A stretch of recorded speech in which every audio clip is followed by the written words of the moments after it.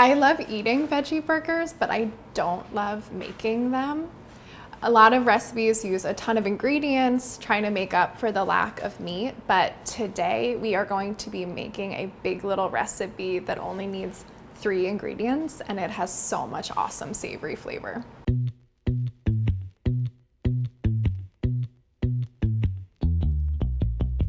As you may have guessed, I am not in my home in New Jersey. We are in the studio today because starting today, for the next 5 weeks, we are doing a special mini series celebrating the Big Little Recipes cookbook.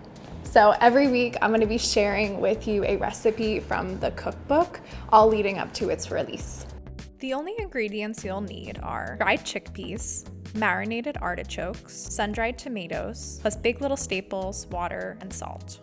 I just soaked a cup of dried chickpeas overnight. Now, they start out really wrinkly and small, and they end up really plump and beautiful and amazing. It almost looks like a chickpea that you would get out of a can. I know a lot of veggie burgers start with canned beans, but the texture often ends up kind of like mushy and squishy in a not totally awesome way.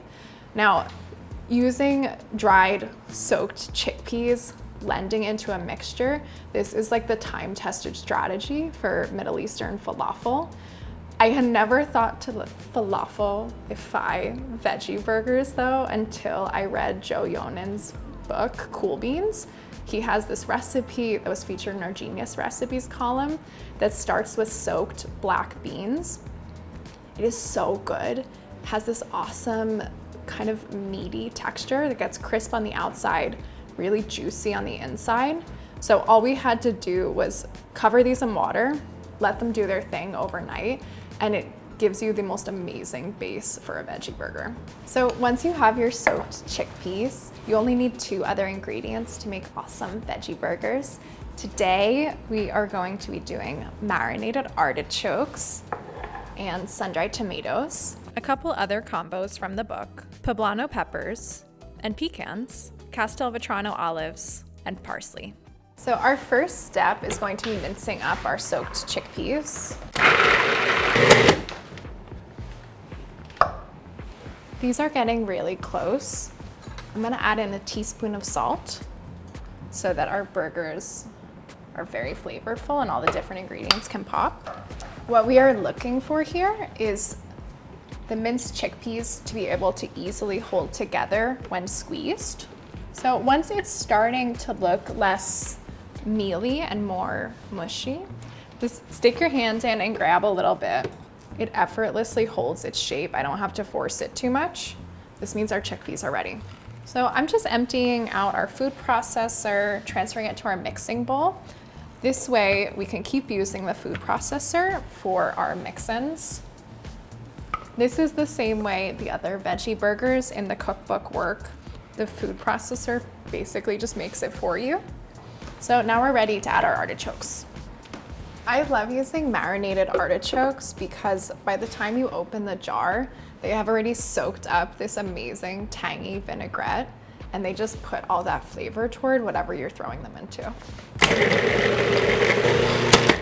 So these are looking really close. I'm just gonna give it a quick scrape, get any guys that are a little bit too big on the top their chance, and then we'll be ready to add this to the chickpeas.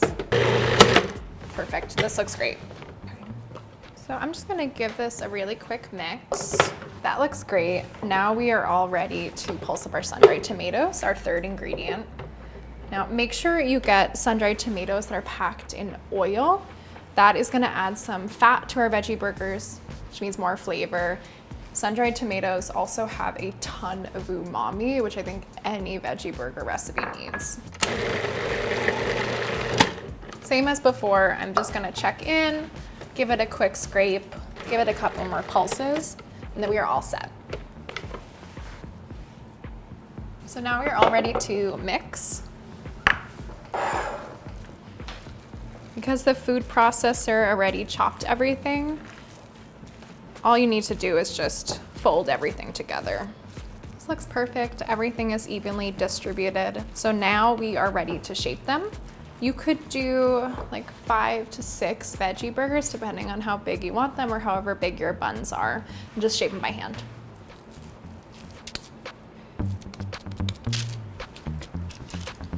So now that our veggie burgers are all shaped, I'm gonna cover this pan and chill them for at least 1 hour or up to 1 week, depending on your schedule. This way, when we go to pan fry them, they hold shape really nicely. I have a skillet over medium heat. I am just going to add enough neutral oil to thickly coat the bottom. You could use vegetable, canola, grapeseed, whatever like kind of flavorless oil you have around. When it is kind of shimmery, the pattern starts to change. That's when you know you're ready to add your burgers. So this is gonna go for like 3 to 4 minutes per side, just until the edges start to char and the crust gets nice and crispy. I'm just making one for myself. I'm gonna pop these guys back in the fridge, cover them, and they'll be good in there for days. If you are like me, you're gonna feel tempted to kind of futz with it. Maybe you want to smash it, maybe you want to move it around a little bit. Don't do any of that. If you know that you have a really uneven burner, what you can do is just move the pan. That'll help it cook more evenly. But if you kind of push it a little bit, it might fall apart. So just let it do its thing. Trust that there is a beautiful crust forming on the other side. This has awesome color. It's charred, it's crispy. This is perfect. Now we are all ready to add our toppings.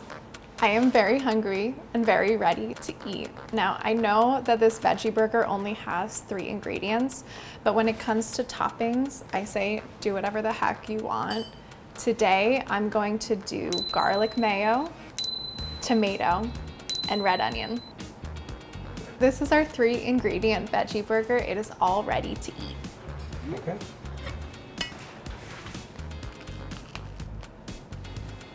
The chickpeas give this such great texture, and the sun-dried tomatoes and the artichokes give it this awesome flavor.